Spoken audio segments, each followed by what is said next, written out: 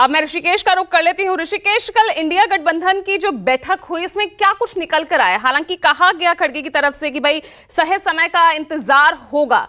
अब ये सही समय का इंतजार होने के मायने क्या हैं? क्या अपोजिशन में बैठने का फैसला लिया गया है या फिर नीतीश और नायडू इनकी तरफ इनको मनाने का, इनको अपनी तरफ लेने की कोई रणनीति बनाई जाएगी? क्योंकि नीतीश ऐसे जिनको आज तक कोई समझ नहीं पाया और नायडू का इतिहास ऐसा रहा कि किसी भी सरकार के साथ टर्म पूरा हुआ नहीं।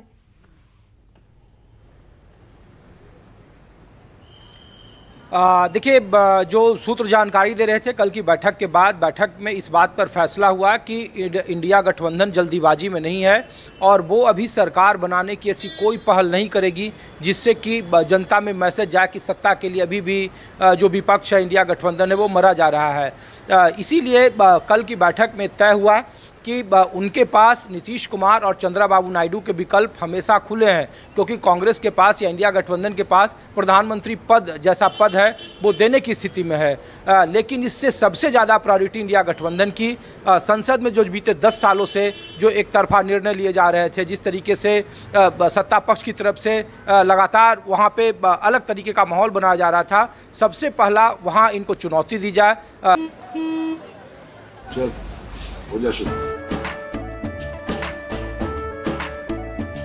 केसरिया से मन जोगी हुआ रे, दिल झूमे देखो पतवारा हुआ रे, दिल झूमे देखो पतवारा हुआ रे। हर पल मनाओ केसरी त्योहार। विमल, बोलो जुबान केसरी।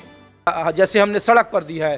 दूसरा, विपक्ष के एजेंडे में 4 राज्यों के विधानसभा चुनाव हैं आने वाले वक्त में, जो 6 महीने के भीतर होने हैं। हरियाणा की स्थिति जगजाहिर है, महाराष्ट्र की स्थिति जगजाहिर है, दिल्ली विधानसभा होना है और झारखंड। ये 4 विधानसभा चुनाव में अगर सत्ताधारी दल भारतीय जनता पार्टी हारती या विपक्ष ये चारों राज्य जीत लेता है तो फिर उसके बाद जो काम विपक्ष कर रहा है वही काम सत्ता में बैठे हुए जो उनके नेता हैं वो कहना शुरू कर देंगे। और जो ब्रांडिंग है नरेंद्र मोदी की, खास करके उनकी ब्रांडिंग में और लगातार गिरावट होगा और यही विपक्ष इसी को आगे बढ़ाने की कोशिश कर रहा है। दूसरी बात जो जानकारी है वो नीतीश कुमार से जुड़ा हुआ यह है कि नीतीश कुमार ने कल अपने तमाम सांसदों की बैठक बुलाई है और उसके बाद नीतीश कुमार या जेडीयू के एजेंडे में दिल्ली की राजनीति नहीं है बल्कि बिहार की राजनीति है और बिहार में विधानसभा चुनाव है 2025 में, तो उसके लिहाज से नीतीश कुमार अपनी राजनीति को आगे बढ़ाएंगे। इसीलिए जो सूत्र दावा कर रहे हैं कि कल जब एनडीए की बैठक हुई तो उसके बाद जो जेडीयू के वार्ताकार हैं संजय झा और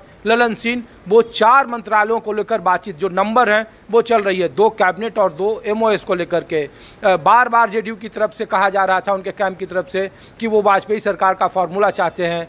तो नीतीश कुमार भी सत्ता में रहकर विपक्ष की भूमिका निभाते रहे हैं। कई बार ये भारतीय जनता पार्टी के साथ देखने को मिला, कई ऐसे मुद्दे रहे हैं। सेकुलर की सियासत को अगर सबसे ज़्यादा जोर पकड़ाया था तो नीतीश कुमार थे, उसके पुरोधा राजनीतिक तौर पर जो देखने को मिल रहा था। तो लेकिन नीतीश कुमार अभी फिलहाल जो इंडिया गठबंधन की तरफ से बातचीत करने की कोशिश थी उस पर नीतीश कुमार ने मना कर दिया। उनकी पार्टी ने मन बना लिया है कि वो मोदी सरकार के साथ रहेगी, उनको अपना समर्थन देगी। बदले में जो गौरव बता रहे हैं कि मोल तोल करना जानती है और मोल तोल की राजनीति में नीतीश कुमार माहिर माने जाते हैं और उनके एजेंडा में, मोल तोल के एजेंडा में सिर्फ और सिर्फ आने वाले बिहार की राजनीति है, जहां पे नीतीश कुमार बेहद कमजोर हो गए थे। अपर हैंड में भारतीय जनता पार्टी थी, लेकिन चुनावी नतीजों के बाद और जिस तरीके के हालात बने हैं उनमें नीतीश कुमार अभी अपर हैंड में हैं और वो बिहार के लिए मोल तोल करने की स्थिति में हैं। इसीलिए तेजस्वी यादव के साथ जब वो तस्वीर आई तो नीतीश कुमार की राजनीतिक हलकों में, खास करके एनडीए गठबंधन में, उनकी बार्गेनिंग कैपेसिटी और बढ़ गई है। तो जो जानकारी मिल रही है वो 4 नंबर पर बातचीत चल रही है, 2 कैबिनेट और 2 एमओएस को लेकर। मंत्रालयों पर भी बात हमको लगता है कि अगले 24 घंटे में हो जाएगा। बीजेपी की तरफ से सकारात्मक रुख है, इसीलिए कल जेडीयू सांसदों की बैठक बुलाई गई है, तमाम नेताओं को दिल्ली बुलाया गया है और आगे की रणनीति पर बात होगी। ठीक है ऋषिकेश।